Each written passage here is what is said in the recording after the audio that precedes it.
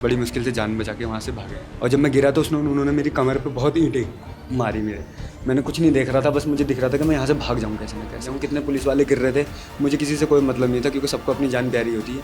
जैसे जैसे जान बचा के हम पहुँच ही गए अपने घर। 8 फरवरी 2024 को हल्द्वानी में, उत्तराखंड के हल्द्वानी में एक भयानक हिंसा हुई। हिंसा में हुआ यूं कि मलिक के बगीचे में पुलिस अधिकारियों और नगर निगम अधिकारियों की एक टीम इंक्रोचमेंट हटाने पहुंची। उस इंक्रोचमेंट में एक नमाज घर और एक मदरसा शामिल था। उसके बाद प्रोटेस्ट शुरू हुआ, जिसकी तस्वीरें आप स्क्रीन पर देख सकते हैं। अब उस इंक्रोचमेंट को हटाते समय जो भी हुआ, उस समय फिर लाठीचार्ज हुआ, फिर पत्थरबाजी हुई और भयानक मारा गया। हमारे साथ गौरव हैं, गौरव जो कि नगर निगम में काम करते हैं और वो उस टीम का हिस्सा थे जो इंक्रोचमेंट हटाने गई थी।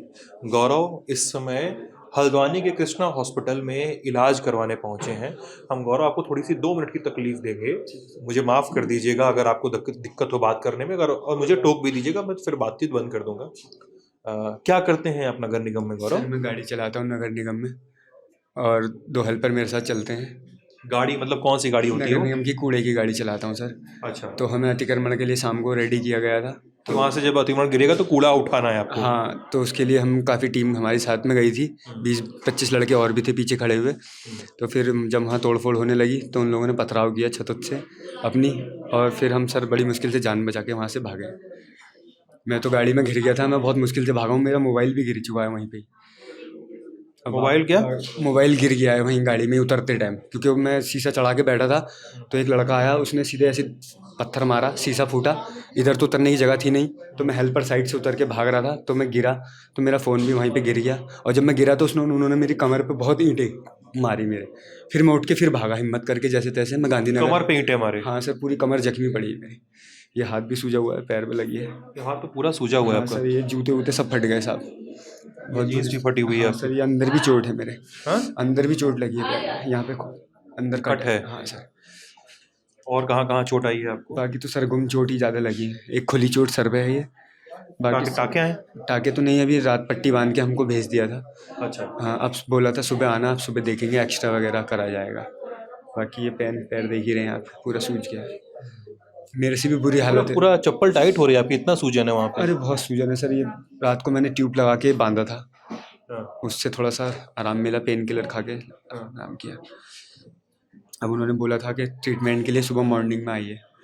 जब वो लोग मार वार रहे थे, जब जो कौन पहले ये बताइए कि आपके आपकी जानकारी में वो कौन से लोग थे जो मारपीट कर रहे थे? सर जी हाँ, जैसे मदरसा हम तोड़ने गए, हाँ। तो जब जेसीबी चलना शुरू हुई थी तो उन लोगों ने वहीं से पथराव शुरू कर दिया था। पहले तो महिलाएं आई आगे, महिलाओं ने पथराव किया, फिर महिलाओं को कंट्रोल किया तो बच्चे आ गए, फिर बच्चों को कंट्रोल किया तो फिर बड़े निकल के आ गए। फिर धीरे धीरे जो था भीड़ बढ़ती चली गई वहाँ पे। और उसमें हमारी नगर निगम की ट्रैक्टर ट्रॉली, 2 योद्धा और 2 छोटे हाथी, और क्या बोलते हैं, एक एम्बुलेंस, काफ़ी चीज़ों का नुकसान हुआ है वहाँ पर सर। अच्छा। सबको जला दिया गया है, सब चीज़ अच्छा। जला दी गई। सबको जला दिया गया? जी सर, सरकारी गाड़ी वाड़ी सब जला दी गई। और ये सब कितनी देर तक होता रहा? सर करीबन कम से कम 4 से 5 घंटे लगातार। और जब वो लोग ये सब कार्रवाइयों को अंजाम दे रहे थे, मार पीट रहे थे, जी, तो क्या वो कुछ बोल भी रहे थे? क्या नारे भी लगा रहे थे? कुछ कह रहे नारे थे तो आप नहीं लोग? लगा रहे थे, वो कह रहे थे भगाओ इन्हें, भगाओ यहाँ से, भगाओ इन्हें, भगाओ, बस इतना ही सुनना में आ रहा था, क्योंकि वहाँ तो अपनी जान बचानी बहुत भारी पड़ रही थी। जैसे जैसे जान बचा के हम पहुँच ही गए अपने घर। और वो पत्थर कैसे लगा रहे थे, पत्थर कैसे चला रहे थे? वो पत्थर क्या सर, रखे हुए थे साथ? सर मुझे लगता है कि उन्होंने पहले से प्लानिंग की थी, क्योंकि छतों से पत्थर रुक ही नहीं रहे थे। छतों पे ईंटें पत्थर, और लगातार, मतलब नीचे इतनी पत्थरबाजी नहीं थी जितनी ऊपर से हो रही थी, इसीलिए ये सर फटा है।